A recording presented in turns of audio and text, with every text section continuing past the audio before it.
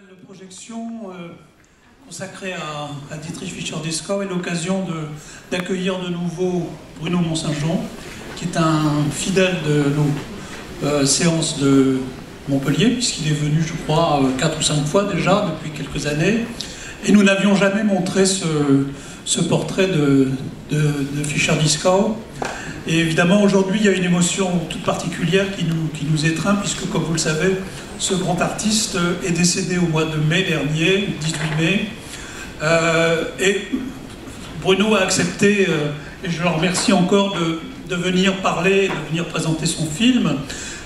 Juste un mot, c'est un film qui est assez long, qui dure 100 minutes, 101 minutes, quelque chose comme ça. 1h47. Voilà. Et donc, si nous voulons garder un peu de temps pour le débat qui va suivre et vous permettre d'aller au concert de 18h, on va être peut-être le plus bref possible. Donc Bruno, je vous cède la parole pour dire quelques mots du film et de Dietrich Fischer-Dieskau, bien sûr. Écoutez, juste un tout petit mot, parce qu'on en parlera après.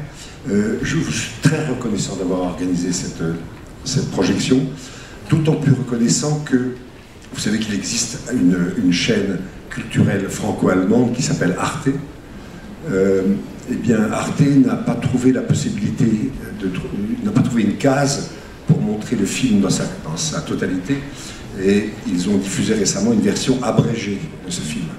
Et le fait de pouvoir montrer le film en entier aujourd'hui, ça me fait un très grand plaisir de pouvoir rendre hommage de cette manière à une personnalité que je crois on peut dire absolument unique dans la musique du XXe siècle. Et sa contribution a été sans équivalent. Et voilà, je crois qu'on a réussi pendant les 7 ou 8 ans qu'ont duré le tournage de ce film, parce qu'il y a beaucoup d'archives dans le film, mais également beaucoup d'archives que j'avais moi-même tourné avec Fischer-Dieskau.